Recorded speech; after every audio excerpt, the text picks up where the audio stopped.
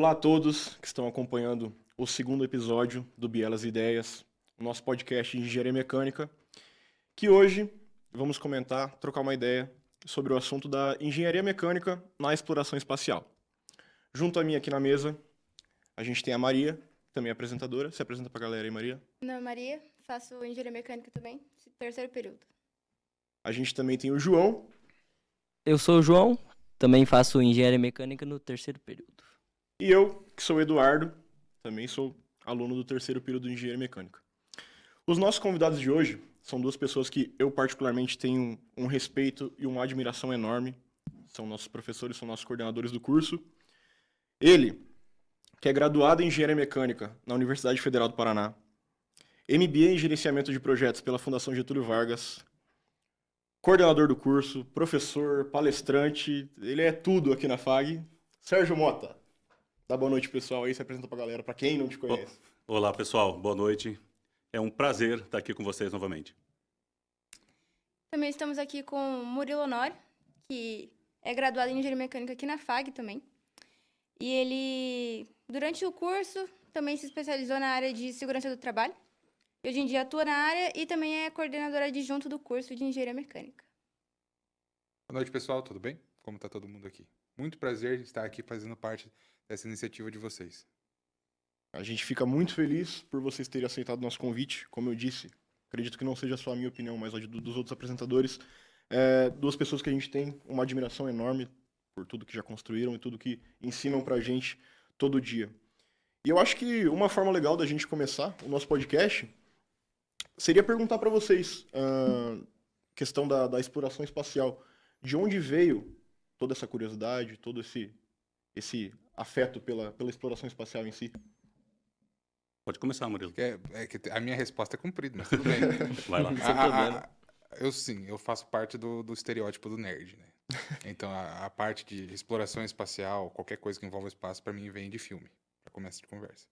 Então, eu nasci em 94, bem na época que estava lançando o filme Armageddon, que tinha exploração espacial. Star Wars estava tendo o seu revival em 99, Sim. com a Ameaça Fantasma. Então, toda essa parte espacial de que fala de exploração, até aventuras e tal, foi isso que me inspirou a gostar desse tipo de assunto. Certo. E daí tínhamos as outras missões que estavam acontecendo, Challenger, que a gente provavelmente vai falar hoje. Uhum. Então, tudo isso, junto com os brinquedos da época, e tudo isso foi construindo ao longo do tempo, e é por isso que eu gosto bastante hoje, até hoje. Bacana, bacana. Bom, vamos lá.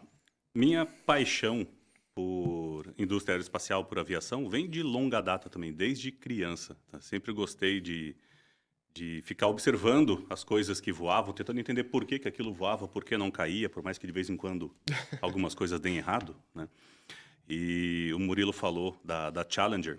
Eu lembro que eu estava com o meu pai, eu era moleque, devia ter uns 5 anos, 6 anos, e eu assisti ao vivo o episódio da Challenger. Uhum. E a curiosidade sempre me instigava a ir um pouco mais longe. Então, como eu falei, isso vem de longa data. E depois, enquanto engenheiro, é claro que a gente começa tecnicamente a entender um pouco melhor. Uhum. Isso sana muito das curiosidades e aguça outras. Então, tenho certeza que a gente vai explorar bastante essa temática e bater um papo bacana aqui. Você comentou da Challenger. Foi uma situação que ela foi televisionada no mundo inteiro. Teve bastante gente acompanhando. E esse vai ser um dos temas do nosso podcast de hoje. A gente vai comentar um pouco sobre toda a questão do uso da engenharia mecânica na exploração espacial e também os erros que já foram cometidos, que acarretaram em grandes tragédias aí no certame espacial. Aí. Então, vamos começar falando sobre Apollo, projeto que veio depois do Gemini. Acho melhor a gente começar falando do Gemini, então, né? Que seguir uma Foi o sequência primeiro, né? cronológica. Fala tudo de uma dois, vez. exato. Porque tem uma sequência que a gente, pelo menos, comparou erros entre o Gemini e o Apollo. E a gente consegue perceber que alguns erros se repetiram, alguns foram consertados. Por um tempo, estava tudo certo, e de repente parece que as pessoas começam a esquecer do que aconteceu e começam a repetir os próprios erros. Uhum. Então, você acha... Até que ponto a gente consegue prever tudo, assim? De, tipo, o que pode dar errado? E lembrar da história, do que aconteceu mesmo. Legal, Maria, vamos lá.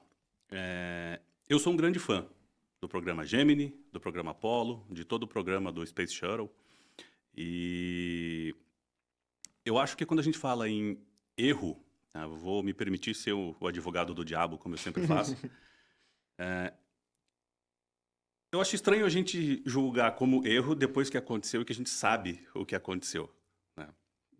Eu acho que a gente tem que entender que no contexto da engenharia, a gente tenta acertar, obviamente.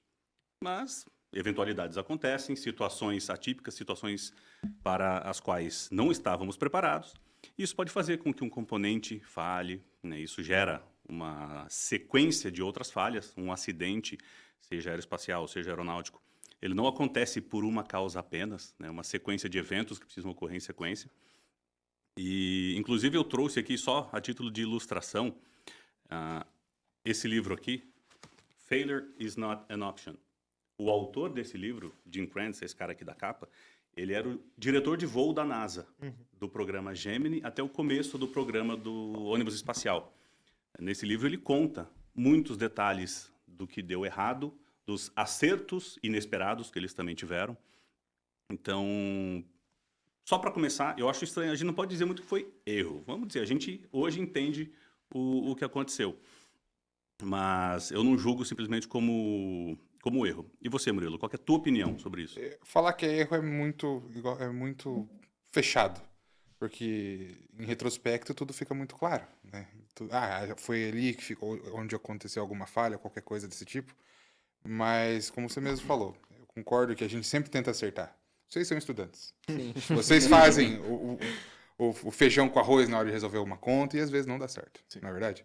Então, assim... Na maioria das vezes não dá certo. Então, mas você volta e você percebe onde acontece o erro. Ali, você está falando de grandes processos, grandes linhas de tempo de desenvolvimento. Às vezes, por qualquer que seja o erro que aconteceu ali, algo pode passar despercebido e, como o Prof. Mota mesmo falou, às vezes o acerto está ali e você nem contava com isso. Então, da mesma forma que a sorte, às vezes, se envolve e aparece ao nosso favor, isso já também acontece na vida de estudante de vocês, o azar também aparece. Então, a gente não tem como controlar esse tipo de coisa. E é uma coisa que, inclusive, nós dois aqui sempre falamos, a gente tem que administrar. Então, vai acontecer algum erro, a gente vai conseguir controlar todas as variáveis? Nunca. Mas a gente vai ter que administrar o que vai acontecer, pro bem ou pro mal. Vou falar, de novo, em defesa dos caras. Né? Estamos em 2025. Se eu não me engano, a chegada do homem à Lua foi em 69. Certo. Toda a capacidade de processamento que os caras tinham para calcular, para planejar aquilo tudo, é inferior a um telefone hoje. E tanto que eles tinham o pessoal que fazia a prova do cálculo ao mesmo tempo que o computador. Exato. Então, quem fizesse primeiro era fazia o cross-check com Exato. calculadoras, computadores, ábacos, réguas de cálculo e para poder chegar numa informação. Então, entender que os caras conseguiram colocar o homem no espaço, colocar o homem na Lua com, entre aspas, pouca tecnologia, para eles era tecnologia de ponta na época. Hoje, para a gente, é totalmente obsoleto. Então, hoje, com todo o aparato que nós temos, olha a dificuldade que se tem para fazer as coisas darem certo. Então, e temos que entender o contexto daquilo tudo, né? Quando o Kennedy, enquanto presidente americano, falou que iam colocar o homem na Lua em 10 anos, com os programas Gemini, Apollo, enfim, não é trivial, não é tão simples, né? Mas é uma história muito, muito bonita. A gente tem que respeitar o legado que esses caras deixaram. Ela é uma promessa que eu acredito que seja muito mais para agregar politicamente do que, de fato, acreditar que realmente vai acontecer. Mas eu acho que isso serviu também como um parâmetro de desafio para eles. Foi uma promessa do presidente. Eu acho que a gente tem que fazer de tudo para conseguir fazer dar certo e deu. Por mais que o Kennedy não tenha visto o sucesso completo do projeto, realmente foi sensacional. E a gente vê pelos níveis que a gente alcançou hoje. O quanto, como você mesmo disse, Mota, naquela época eles conseguiram fazer tudo isso com uma alimentação absurda de tecnologia, de conhecimento, não conhecimento, mas mais de tecnologia. Então, assim, hoje em dia, com a quantidade de tecnologia que a gente tem para conseguir coisas muito maiores, eu acho que nos próximos anos aí a gente tem boas histórias e boas novidades pra vir aí na questão de exploração Eu vou- espacial, né? Eu vou um pouquinho além, cara. Toda essa parte de competição que existe durante a história toda, ela gera progresso, de qualquer Sim, forma. sim. Então você vai, vamos falar aí, foi todos esses programas que a gente vê, Gemini, Challenger, Apollo, todos eles tiveram várias inovações que tiveram a ser feitas, desde a pessoa sobreviver no vácuo do espaço com as roupas especiais, como que você vai fazer a caminhada espacial, como que você vai operar ferramentas nisso tudo. Uhum. Então, vários aparatos que foram inventados naquela época a gente usa até hoje. O exemplo mais básico, furadeira elétrica. Ou qualquer coisa que vá parafusar de maneira elétrica sem nenhuma corda, sem nada. Sem A necessidade bateria, do esforço. Exatamente. Sim. Porque no vácuo do espaço você está na inércia. Qualquer esforço que você vai gerar, você pode ter uma consequência muito grande. Sim. Então, toda essa tecnologia foi desenvolvida, isso e vários outros exemplos, naquela época e hoje a gente usa. E coisa que parece trivial, mas não, veio de uma ideia que tiveram lá na NASA e hoje em dia está permeado pelo mundo inteiro. Me permita fazer aqui um breve relato. À vontade. Muito da exploração aeroespacial é conhecida pelo programa Apollo, né? A missão mais conhecida, eu acho que é a 13, que foi a que não deu tão certo assim, Sim. e a 11, que foi a que conseguiu colocar Neil Armstrong e Buzz Aldrin na superfície da Lua. Mas, claro, a gente sabe hoje, com informações limitadas e um pouco romantizado, mas o tipo de desafio que aquele corpo de engenheiros, e é claro, ali haviam todas as especialidades, né? Eletrônicos, eletricistas, mecânicos, aeroespaciais, tinha um pouco de tudo. E no caso do programa Apollo, todos esses caras eram administrados pelo Jim Kranz, em Houston. E eles passaram por desafios curiosos, porque a gente tem que entender que nesse contexto todo, um projeto desse tamanho envolve N fornecedores. A Força Aérea Americana queria agradar seus fornecedores para que fizessem parte.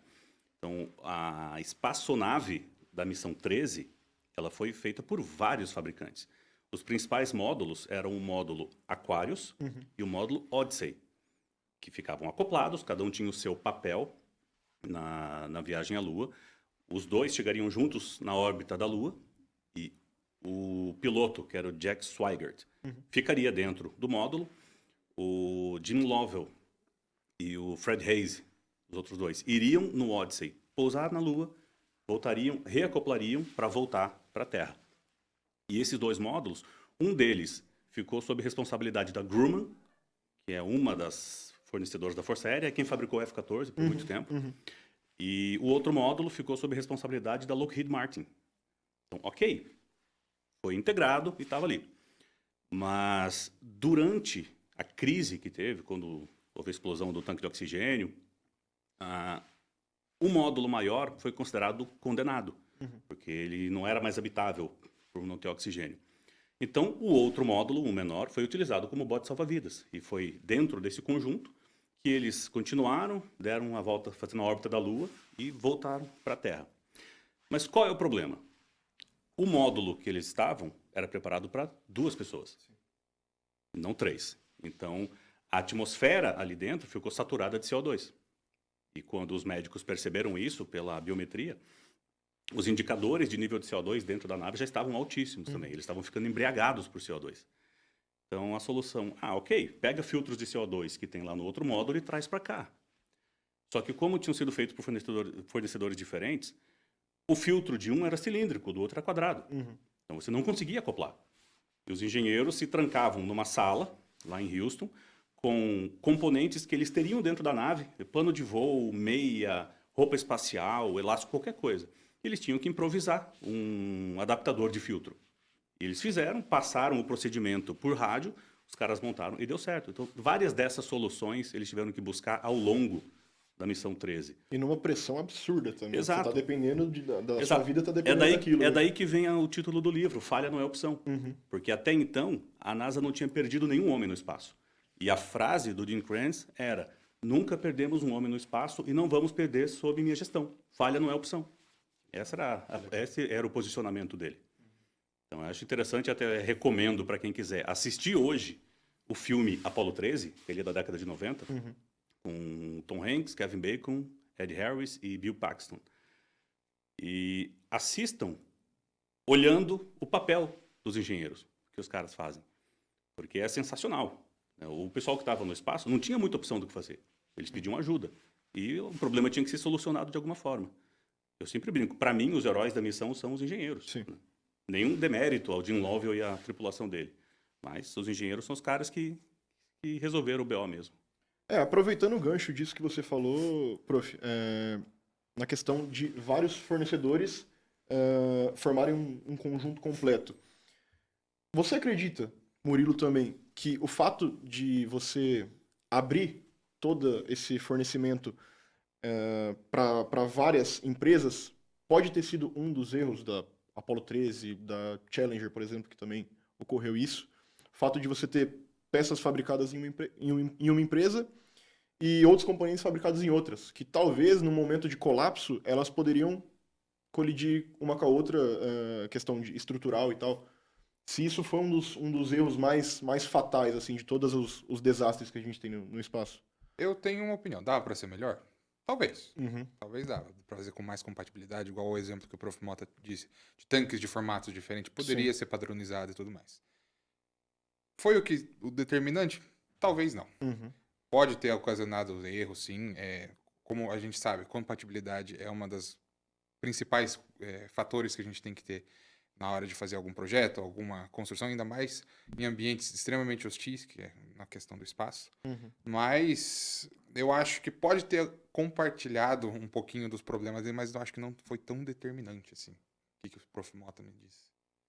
Eu vou ser mais incisivo. Eu digo que veementemente não. Porque eu acho que sim, todos esses grandes projetos, eles precisam envolver fornecedores diferentes, tecnologias diferentes. É uma escala absurda, né? Você Tanto nunca monetária- vai conseguir alguém que faça o bolo todo. Sim. Então é uma situação que nós temos que administrar. E o projeto tem que ser integrado entre todos esses caras. Tá? E a gente lida com esse tipo de situação hoje. Claro, não estou me referindo ao espaço. O professor Murilo falou, o ambiente espacial é hostil. E se tiver algum problema, você não consegue parar para fazer manutenção. Sim. Você tem que lidar enquanto na missão, enquanto em operação. Em Curitiba, tem uma das maiores fabricantes de conjuntos de bomba para exploração de petróleo, que é um artefato chamado Árvore de Natal, que fica no leito do oceano, para explorar petróleo. E é uma situação parecida. Imagina, você tem um conjunto enorme de bombas, válvulas, equipamentos, que está a 4 mil metros debaixo d'água. Se um componente falha, você não consegue mandar um mergulhador para trocar, ou você não vai içar aquilo. Então você tem que tentar garantir, mesmo sendo de dezenas de fornecedores, garantir que aquilo não falhe. E, claro, a gente tem que aprender com os deslizes que já aconteceram. Toda vez que houve uma falha, um problema, a gente tem que entender as razões e explorar e tentar garantir que aquilo não ocorra de novo, evitar reincidência. Esse é um dos belos papéis que nós temos que ter. Aproveitando, vocês estão aqui para defender os engenheiros né? E a gente está aqui para fazer perguntas para tentar Apertar eles de alguma forma. Pode Exatamente. pingar fogo.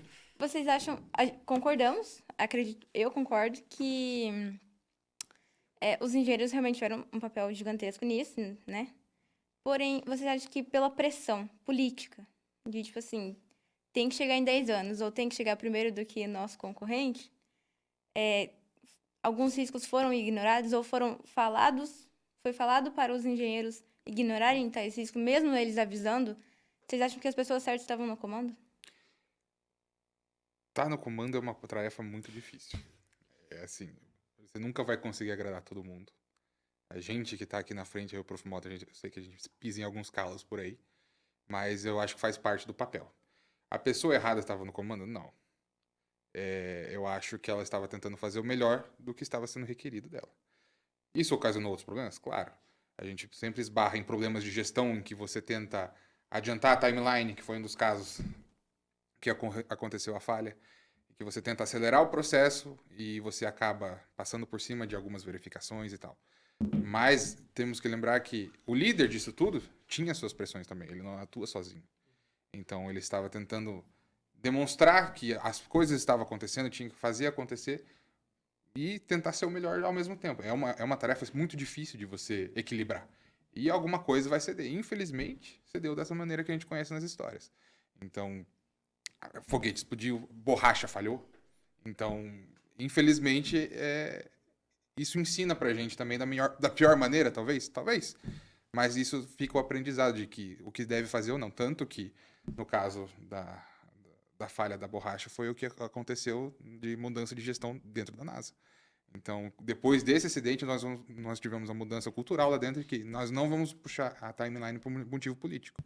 Nós vamos manter o procedimento para que isso não aconteça de novo. E isso pode acontecer numa escala corporativa ou no indivíduo. Exato. Né? Vou contar outra história da missão 13 do programa Apollo. O Jim Lovell era o astronauta líder. Acho que já era para ser a terceira missão espacial dele. Dessa vez era a oportunidade dele fazer o que em português é traduzido como alunissagem, né? Que é o pouso na Lua.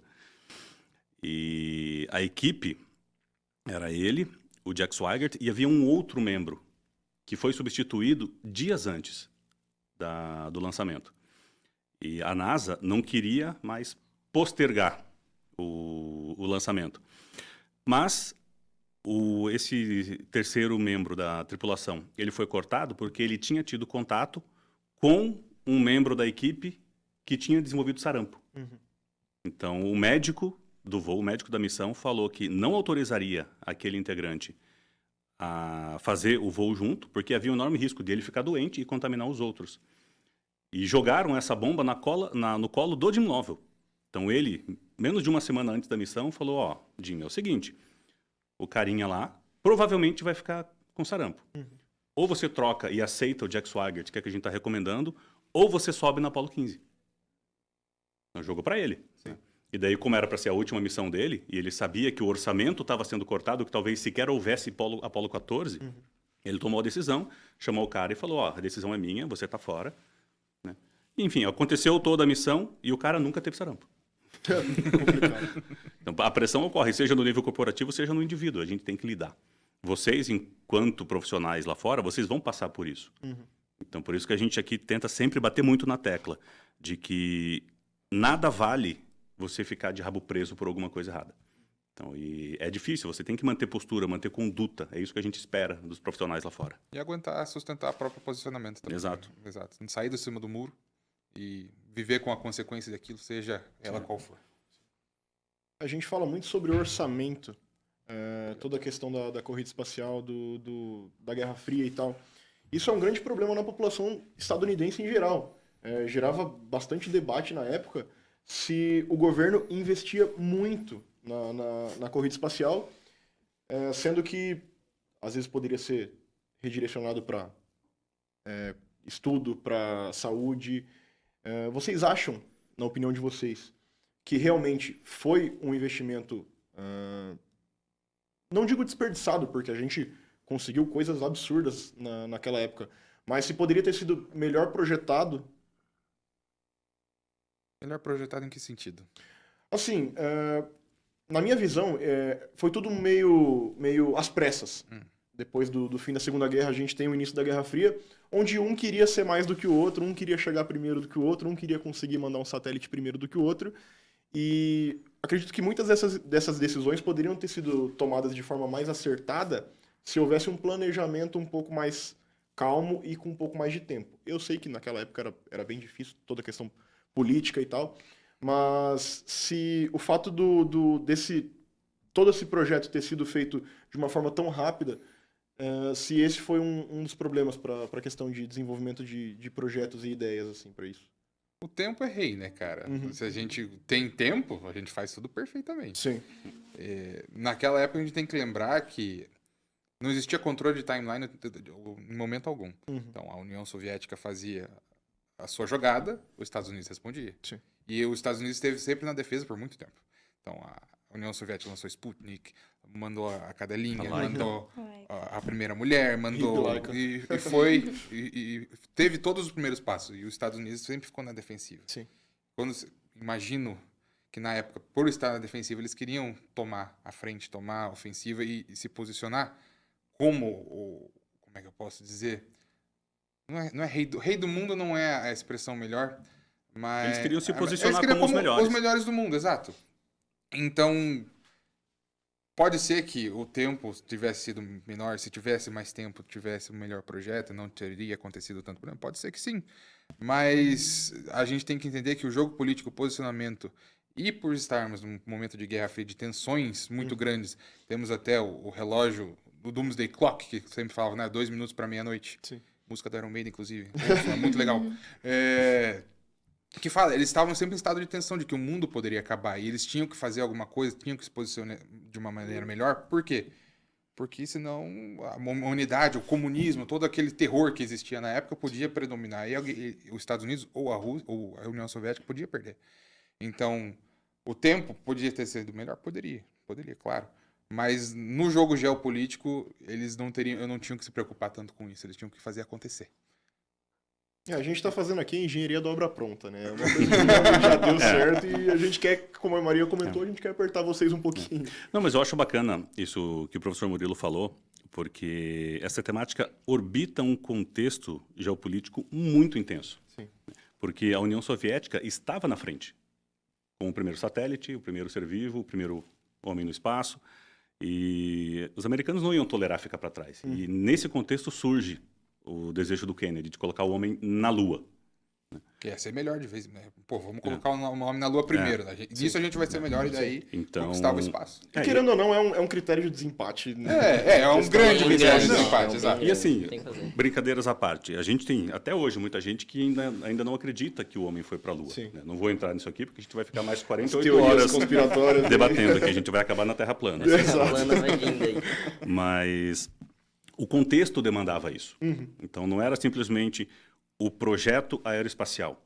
Isso tinha um significado para a nação, para o país, e isso fez os americanos, claro, se unirem muito em prol desse objetivo. Mas a partir do momento que com o Apollo 11 se pousou na Lua, o próprio contribuinte ficou questionando, será que agora que a gente já ganhou a corrida, precisa gastar tanto dinheiro para continuar nisso? Tanto que a partir da 11, o orçamento da NASA foi drenado. Né? Houve poucas missões depois. E, enfim, aí depois, e muito, claro, pelo custo, porque ali você tinha um equipamento que não era reaproveitável. Aí foi a partir daí que se buscou o ônibus espacial, o Space Shuttle, porque eram equipamentos que eram reaproveitáveis. Sim, sim. Né? Então foram construídas 5 unidades na época. Vamos ver se eu lembro os nomes. Teve o Challenger, que sofreu acidente. Sim. Teve o outro que no começo dos anos 2000, que foi o Columbia. Aí fora eles tinha o Atlantis, o Endeavour e o Discovery. Então eram 5 unidades. É uma enciclopédia esse homem. E se for pensar, os caras continuaram ainda por quase 30 anos operando esses equipamentos. Então, acho que de forma alguma a gente pode dizer que foi um desperdício. Valeu muito como exploração, como aprendizado. Se trouxe um legado que justificou todo esse dinheiro, não sei. Tá? A gente teria que ir mais a fundo. Tem tecnologias que foram desenvolvidas que a gente aproveita. Você tem o exemplo das furadeiras e tudo mais. Micro-ondas, exato. Parte de combustível e desenvolvimento de produção de combustível. Vocês que logo vão começar a calcular refratário na disciplina de transferência de calor. Imagina você ter que projetar, que foi o que falhou no Columbia, você ter que projetar o revestimento do peito, da barriga do ônibus espacial para suportar a reentrada. Então, alguém colocou o nome ali e assinou aquilo. Não sabendo como funciona, né? Exatamente. E uma coisa que você não consegue testar. Você só testa na primeira reentrada. Certo. Então, Você só testa quando tá no espaço, né? Querendo ou não, como é que vai testar em outro Exato. lugar? Então, a gente tem que admirar e respeitar muito todo esse trabalho que foi feito. Tanto, voltando na parte de desenvolvimento, todas as simulações que fizeram aqui para treinamento de astronautas, certo? Como que você simula gravidade zero? Sim. No maior ponto de gravidade que é a Terra, que nós temos hoje em dia. Então, aquela estratégia de fazer voos com... Como é que é o nome daquela trajetória? É quase ondular, que sobe um pouquinho, desce um pouquinho, para tentar simular a gravidade. Senoide. É quase uma senoide. O treinamento de astronauta embaixo d'água também. Embaixo d'água também, Sim. para tentar simular a leveza e tudo mais. A parte de, como eu já falei, dos trajes, que hoje são tecnologias aplicadas em outros pontos, para dissipação de calor, para ter toda a administração da vida dentro desses trajes. Tudo isso é utilizado hoje em todas as áreas. Medicina, exploração, até, como o Prof. Mota citou, submarina. Sim. Então, tudo isso vai ter o seu uso. A tecnologia, quando é desenvolvida, ela sempre tem a sua aplicação. Então, querendo ou não, vocês acham que os astronautas tinham que ser uns grandes atletas, então, né? Com certeza. Por aguentar toda a pressão, toda a desenvoltura, né? Querendo ou não, no espaço, eles tinham que ter uma vida saudável, tudo trilhando num caminho correto. Pensa que a gente nós evoluímos de uma maneira em que a gente tem o efeito da gravidade o tempo todo. Uhum. Nós estamos indo para estaríamos indo para um lugar que esse efeito não Zero faz sentido gravidade, né? nenhum. Não faz. É por isso que acontece várias consequências. E isso aí daria outros 40 minutos de podcast falando de missões de pessoas que ficaram muito tempo no espaço e voltam com vários outros problemas. Vários problemas, né? Querendo ou Exato. não. Vou fazer um comentário para te provocar também, para provocar vocês. Vocês já pararam para pensar que a noção de cima e baixo Não só existe. faz sentido aqui na Terra? Exato. É verdade, é verdade. Ela não existe no A espaço. partir do momento que você está no espaço, que você está orbitando, você vai estar em cima ou embaixo, dependendo do momento da órbita, dependendo de como a nave que você está rotacionando. Então, você perde totalmente a referência de cima e baixo. Inclusive, a aeronave ela é projetada para isso. Ela pode ter comandos, botões em qualquer superfície. Porque você vai estar flutuando lá no meio. Então, e aquela sensação que, às vezes, alguns têm, conforme a idade vai avançando, da labirintite, porque o ouvido não vai mais funcionando direito, dando essa noção de equilíbrio, lá você está nisso o tempo todo. Então, você perguntou se precisa ser um atleta. Imagina você estar nessa condição em que você pode ter náusea o tempo todo, porque você não tem mais a noção do que é equilíbrio. Então, você tem que ser preparado e tem que ter, literalmente, estômago para lidar com isso lá. Acho que eu não ia aguentar 2 dias, né? Assim, a gente está chegando na reta final aqui do nosso podcast. Eu queria encerrar com uma pergunta para vocês um pouco mais recente. Hoje se fala muito, foi deixado de lado um pouco a ideia de ir à Lua e se fala muito em ir a Marte. Toda a questão política, Elon Musk, Trump, com a SpaceX e tal. Se tratando no quesito engenharia mesmo, vocês acham que hoje em dia o empecilho de ir a Marte seja o fato do humano não resistir e a engenharia já possibilitaria essa ida a Marte ou ainda não? Falta um pouco de planejamento para isso. É engraçado você falar disso, nós falamos disso antes de entrar aqui. Caraca. É um desafio enorme. Pensa que assim, nós temos um histórico de missões que vão e voltam. Sim. Se você for para Marte, você não volta. Uhum. Não tem estação espacial para lançar a gente de volta para a Terra. Então, pense no desafio de gestão que é isso. Você tem que projetar para que as pessoas consigam resolver problemas nessa trajetória. Não sei quanto tempo levaria, acho que são meses de viagem. São Pra pelo menos 8 meses, eu acho. Exatamente. Então, você tem que projetar para que todos os problemas que podem acontecer nessa trajetória consigam ser resolvidos para que a missão seja bem sucedida, que a entrada em Marte aconteça de maneira eficaz. Assim, já fomos a Marte por meio de sondas e tudo mais. Só que a tecnologia existe, isso eu concordo. A gente consegue enviar coisas para Marte. Só que o fator humano que isso envolve e o porquê, de tentar justificar isso, né? Por que nós temos que ir para Marte? Só para uma fronteira? É o quê? Hoje nós não temos, de uma maneira tão clara, jogos políticos e competições de ego, digamos assim, como tinha na Guerra Fria. Então fica um pouquinho mais difícil justificar esse tipo de coisa. Mas do ponto de vista de engenharia, eu creio que nós temos a capacidade. A questão fica no desafio de gestão. Eu vou dar uma resposta um pouco mais romântica, tá? Vou me permitir. Num determinado momento da linha do tempo, um cara juntou uma equipe, e ele foi considerado louco por isso, por tentar se jogar ao mar com sua esquadra, e depois de um tempo navegando, ele descobriu um local que foi dado o nome de América. Né? Então, Cristóvão Colombo foi e chegou lá num lugar. Imagina se a partir do momento que Cristóvão Colombo chegou lá, a gente achasse que aquilo era o limite, não precisa mais, sequer existiria o Brasil ou vários outros territórios. Então, imagina se o fato de ter ido até a Lua ou explorado um pouco mais limitasse e a gente achasse que não precisa mais. Então, eu acho que sim, a gente hoje provavelmente tem tecnologia suficiente para isso, para chegar até Marte. Existe o desafio de gestão, de subsistência lá, e que isso provavelmente será vencido ao longo do tempo. Então, acho que independente dos motivos pelo qual se quer chegar, eu sou adepto do por que não. Bora tentar. Talvez dê errado, talvez não dê. A ciência aprende muito mais com o erro do que com o acerto. Mas, assim como Colombo e os outros que foram logo depois, acho que é importante que sigam os passos e continuem tentando. Essa é a minha visão romântica sobre isso. Bacana, bacana. É a típica frase, o céu é o limite, de fato, né? De fato. Pessoal, mais alguma pergunta? Acho que seria isso. Acho que encerramos por aqui. Bom, Gostaria de agradecer a todos que acompanharam esse segundo episódio. Gostaria de convidá-los também a assistir o primeiro episódio, ficou muito legal, com a professora Thalita e a Karina. Gostaria também de agradecer aos nossos convidados. Foi genial, foi excelente trocar uma ideia com vocês aqui. Sempre à disposição. Sempre à disposição. Ficamos felizes. E é isso.